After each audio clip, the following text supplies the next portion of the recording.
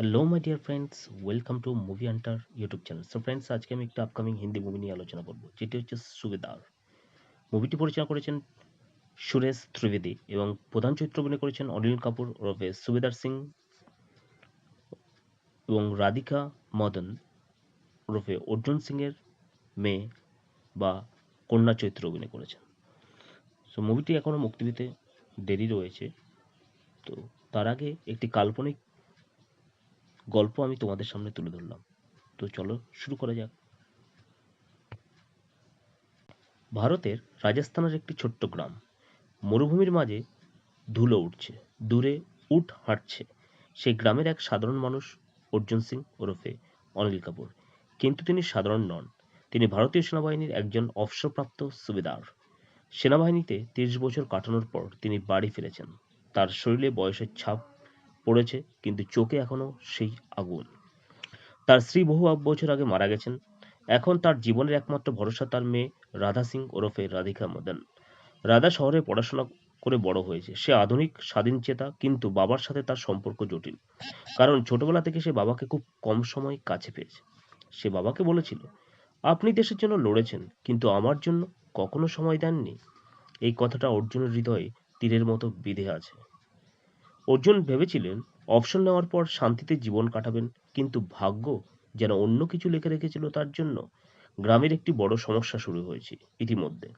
একজন প্রভাবশালী নেতা এবং গ্যাংস্টার, রণবীর শেখাওয়াত, গ্রামের জমিগুলো দখল করছে গায়ের জোরে এবং ক্ষমতা ও রাজনৈতিক বিভিন্ন ক্ষমতার বলে। সে গরিব মানুষদের ভয় দেখিয়ে তাদের জমি ছিনিয়ে নিচ্ছে। পুলিশ তার বিরুদ্ধে কিছু করছে না, কারণ সবাই তাকে ভয় পায়। অর্জুন প্রথমে চুপ করে থাকেন, কারণ তিনি যুদ্ধ যুদ্ধ করে ক্লান্ত। তিনি আর লড়াই করতে চান না। কিন্তু একদিন তিনি দেখেন রণবীর একটি বৃদ্ধ মানুষকে মারছে, শুধু জমি ছাড়াতে রাজি না হওয়ার জন্য। অর্থাৎ বৃদ্ধ মানুষের যে ছাড়তে রাজি নন, তার নিজের জমি নিজের কাছেই রাখতে চান, কিন্তু তার জমিটা জোর করে নিয়ে নিচ্ছেন এই রণবীরের লোকজন। সে দৃশ্য দেখে অর্জুনের ভিতরে সৈনিক জেগে ওঠে। রাতে অর্জুন ঘুমোতে পারেন না। তার চোখের সামনে ভেসে ওঠে যুদ্ধক্ষেত্রের স্মৃতি, বোমা বিস্ফোরণ, সহযোদ্ধাদের মৃত্যু, রক্ত, চিৎকার। তিনি পিটিএসডিতে ভুগছেন, যা এক ধরনের রোগ। তিনি নিজেকে প্রশ্ন করেন, আমি কি আবার যুদ্ধ করব? রাধা তার বাবাকে বুঝতে পারে না। সে চায় তার বাবা শান্তিতে থাকুক, কিন্তু সে জানে না তার বাবার ভিতরে এখনো একজন সৈনিক বেঁচে আছে। একদিন রাধা বলে, বাবা, আপনি এখন আর সৈনিক নন, আপনি শুধু আমার বাবা। অর্জুন চুপ করে থাকে, কারণ তিনি জানেন তিনি কখনো শুধু একজন বাবা হতে পারেননি। একদিন রণবীরের লোকেরা রাধাকে হুমকি দেয়, কারণ অর্জুন গ্রামের মানুষকে সাহায্য করছেন। সেই মুহূর্তে অর্জুনের ভিতরে আগুন জ্বলে ওঠে। তিনি রণবীরের লোকদের সামনে দাঁড়ান এবং বলেন, আমি সুবেদার সিং, আমি ভয় পাই না। লোকেরা হাসে, কারণ তারা জানে না একজন সৈনিকের শক্তি কি। অর্জুন গ্রামের মানুষদেরকে একত্র করেন। তিনি তাদের সাহস দেন। তিনি বলেন, যুদ্ধ শুধু বন্দুক দিয়ে হয় না, সাহস দিয়েও হয়। ধীরে ধীরে মানুষ তার পাশে দাঁড়ায়। রণবীর রেগে যায়। সে সিদ্ধান্ত নেয় অর্জুনকে শেষ করে দেবে। একদিন রাতে রণবীরের লোকেরা অর্জুনের বাড়িতে আক্রমণ করে। অর্জুন বাড়িতে ছিলেন না, রাধা একা ছিল। তারা রাধাকে অপহরণ করে নিয়ে যায়। অর্জুন বাড়ি ফিরে দেখেন তার মেয়ে বাড়িতে নেই। তার উপরে যেন আকাশ ভেঙে পড়ে।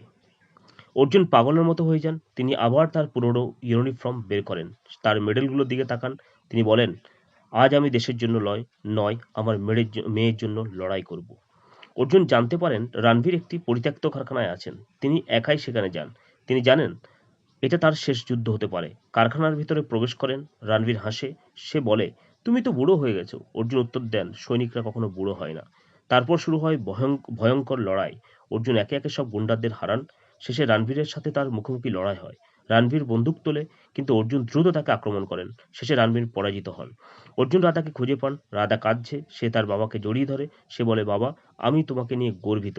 এই কথাটা শুনে অর্জুন কেঁদে ফেলেন, কারণ এটাই ছিল তার জীবনের সবচেয়ে বড় পুরস্কার। রণবীর গ্রেপ্তার হন। গ্রামে শান্তি ফিরে আসে। অর্জুন আবার সাধারণ জীবন শুরু করেন। একদিন রাধা তাকে জিজ্ঞেস করেন, বাবা, আপনি কি আবার সৈনিক হতে চান? অর্জুন হাসেন। তিনি বলেন, আমি সবসময় সৈনিক, কিন্তু এখন আমি তোমার বাবা। ক্যামেরা ধীরে ধীরে দূরে সরে যায়। একজন সৈনিক, একজন বাবা, একজন নায়ক। এই গল্প শুধু একজন সৈনিকের নয়, এটা একজন বাবার গল্প, একজন মানুষের গল্প, যে তার ভিতরের যুদ্ধ জয় করেছে। সো ফ্রেন্ডস, এটা একটি ইমাজিনেটিভ স্টোরি বা গল্প তোমাদের সামনে উপস্থাপন করলাম। ভালো লাগলে লাইক শেয়ার এবং সাবস্ক্রাইব করে ধন্যবাদ।